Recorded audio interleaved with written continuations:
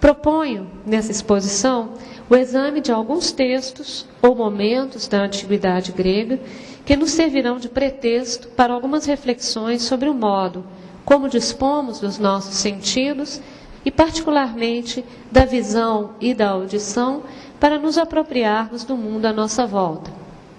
E, ao mesmo tempo, queremos compartilhar com vocês algumas interrogações que nos ocorreram ao tentar compreender a posição secundária que ocupa em nossa cultura a experiência da audição. Quando olhamos para trás e examinamos os registros literários mais remotos da tradição ocidental, deparamos-nos com uma série de imagens que evocam a humana experiência dos sentidos. É o caso, por exemplo, de alguns registros da tradição mitopoética em que encontramos instigantes sugestões acerca do estatuto dos sentidos. Sigamos, então, a sugestão de Platão e ouçamos as imagens.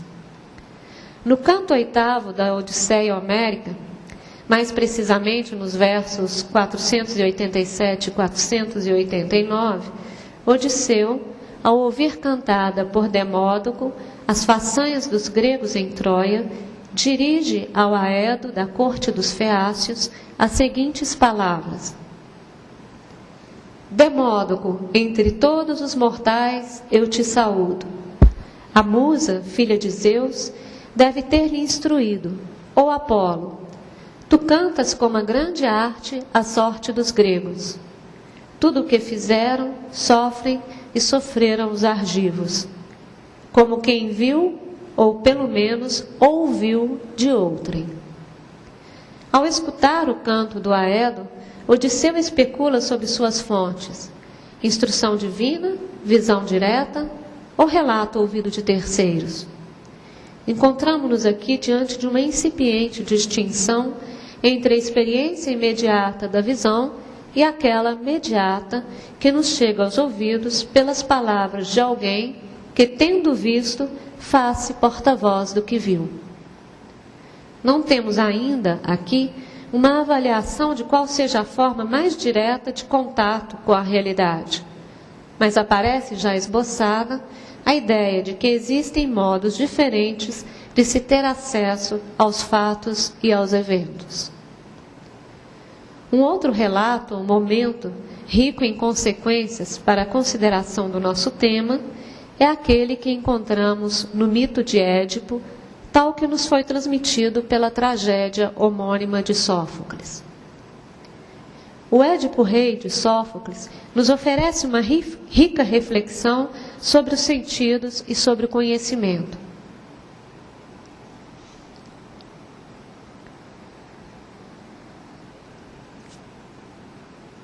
Édipo, capaz de decifrar o enigma da esfinge e libertar a cidade de Tebas de suas ameaças, mostrou-se incapaz de decifrar-se a si mesmo, de saber quem ele realmente era.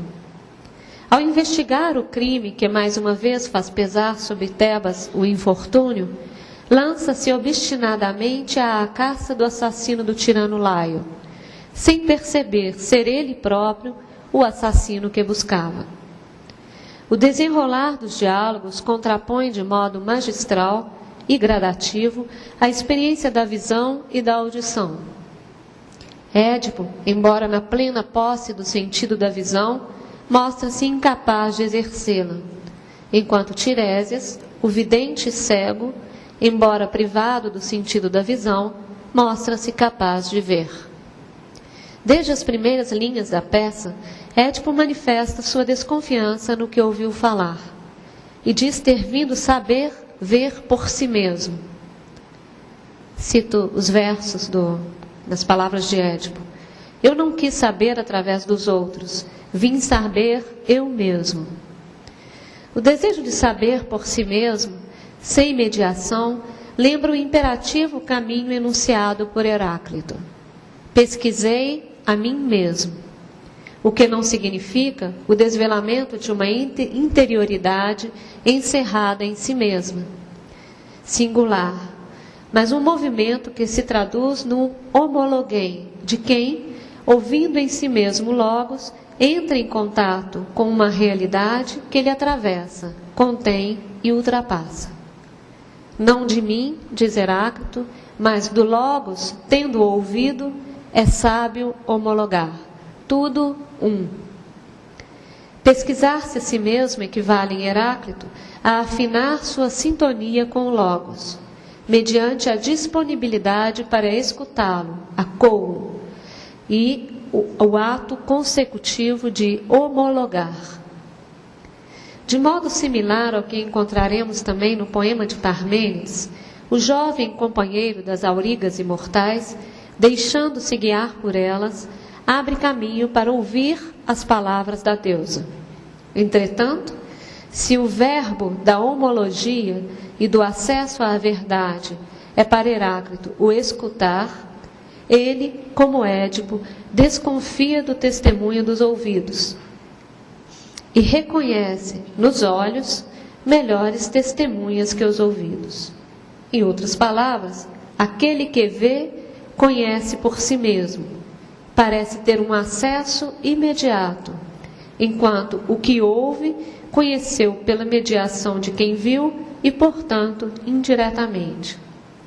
O contato imediato com a realidade proporcionada pela visão, pelo menos num primeiro momento, que depois a gente vai ver que não será a visão, mas a audição que Heráclito evocará quando se trata de pensar aquilo que é o objeto de todo conhecimento, num primeiro momento, revela-se fonte mais fiável de conhecimento.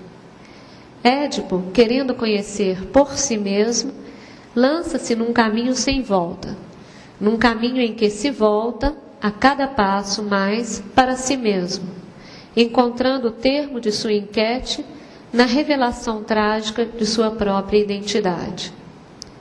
Vários são os momentos em que no Édipo Rei o poeta evoca a experiência dos sentidos, promovendo uma verdadeira revolução na consideração da realidade e de sua aparência, das possibilidades e limites da visão, estabelecendo, em decorrência de tal movimento, uma distinção entre duas sortes de visão, ou duas sortes de visões, aquela de Édipo e aquela de Tiresias, a de um vidente que não vê e a de um cego vidente. Nas palavras de Creonte, o que se busca se encontra, o que se negligencia escapa. Não haveria, se interroga Édipo, algum companheiro de viagem que tenha visto e logo saiba de alguma coisa? Ter visto proporciona uma forma de conhecimento, aquele do Martis. Mas aquele que viu conhece também a ameaça que representa ser portador de um saber. Cito: morreram todos, responde Creonte a Édipo, salvo um que fugiu de medo e que não nos soube dizer senão uma das coisas que viu. A visão dos fatos pode ser fatal. Nos expõe a ameaças. Não sem razão, quando finalmente alcança a evidência dos fatos, Édipo se priva da visão. Ou bem se vê e se foge para não ser percebido senhor de um saber que compromete, ou bem se vê tardiamente, imediatamente, e se priva do sentido que, podendo ter-lhe feito ver antes, de nenhuma valia lhe foi, retardando o conhecimento da realidade. Édipo, como um detetive que ignora possuir em si mesmo a peça-chave do delito, investiga, ignorando ser ele próprio o assassino que obstinadamente procura. Ele busca um outro que não sabe abrigar em si mesmo. Ele vasculha, escava por todos os lados, fiando-se em sua capacidade de ver, de examinar. A Tiresias, quando em sua presença, Édipo dirige as seguintes palavras: tu que tudo sabe, Tiresias, o que se ensina e o que não se diz, o que é do céu e o que é da terra. Fazes bem de nada ver de tudo isso, mas conheces de que mal padece a cidade. Contudo, mesmo reconhecendo a sabedoria de que é sábio Tiresias, Édipo reluta em aceitar seu veredito, em ouvir o que ele lhe tem a revelar. Eu digo, fala Tiresias, que tu és o assassino que procuras. Édipo desconfia do poder divinatório de Tiresias, que ele próprio antes enaltecera, e contra o vidente pronuncia estas palavras: Tu és cego dos olhos, das orelhas e do espírito. Tu não te refugias, senão em trevas. Tu não podes me ferir, tu não podes ferir aqueles que veem a luz. Chama a atenção de vocês para essa imagem. Tu és cego dos olhos, das orelhas e do espírito. Razão pela qual eu introduzi a visão nessa história. A Tiresias, então, não resta outra coisa a fazer senão tornar evidente a cegueira de que padece Édipo. Por que me reprovas de ser cego? Eu te direi que tu podes ver, mas que tu não vês em que mal se encontra, nem onde habitas, nem em casa de quem, nem com quem. Édipo censura Tiresias de falar de modo obscuro e por enigmas, contestando sua capacidade de ver para além dos enigmas. E Tiresias, abandonando a linguagem oblíqua, profetiza em cruas e nuas palavras. Acredita-se que é estrangeiro, imigrante, mas se verá que é tebano de nascimento. Ele não terá alegria, pois ele vê claro e vai se tornar cego. Neste jogo de ser e parecer, que parece ser, revela não ser. E o que acreditava ver, vê, enfim, sua própria cegueira. E com um golpe fatal, transforma sua cegueira de espírito em cegueira física. Leia os versos do momento em que Édipo se cega. Ele arranca os alfinetes de ouro com os quais ela, Jocasta, prende seu vestido. Ele os levanta e atinge com eles os seus próprios olhos, dizendo: eles não verão mais o mal que eu padeci, nem aquilo que eu fiz. Nas trevas, eles não verão mais aqueles que eles não deviam ver, nem conhecerão mais aqueles que eu queria conhecer. Édipo é agora tão cego quanto Tiresias, ou melhor, é mais cego do que Tiresias, pois a cegueira do adivinho é plena de clarividência. Sem olhos, ele vê. Vê mais que Édipo, porque possui o conhecimento de que Édipo é carente. Do que foi, do que é, do que será. Por outro lado, a cegueira de Édipo é plena de tristeza e filha da ignorância. A de não saber, embora sabendo o que é o homem, que homem é ele próprio. Édipo, ainda rei de Tebas, não é mais senhor de si mesmo. A realidade lhe escapa como a luz aos seus olhos. Na filosofia antiga, não é menor a importância atribuída ao tema dos sentidos, cujo testemunho é, no mais das vezes, objeto de desconfiança e alvo de duras críticas. Contudo, será também a eles que se recorrerá, ainda que de forma metafórica, quando se trata de encontrar um modo de aludir a uma outra ordem de percepção e de conhecimento. Antes de mais nada, aos olhos e à faculdade da visão, mas também, embora menos frequente, aos ouvidos e à audição.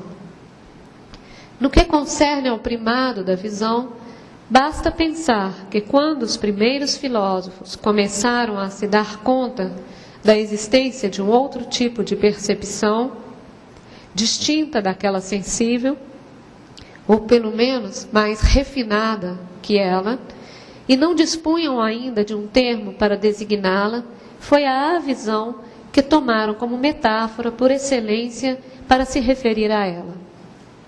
O verbo theorem, ver, contemplar, encontra-se na origem do substantivo que viria a designar o conhecimento propriamente intelectivo ou noético, ou se quisermos, teorético. Em Heráclito e Parmênides, por exemplo, alude-se à visão e à audição em duas perspectivas diferentes, por vezes enquanto órgãos de apreensão do mundo em sentido estrito, por vezes valendo-se deles para distinguir graus ou tipos de conhecimento.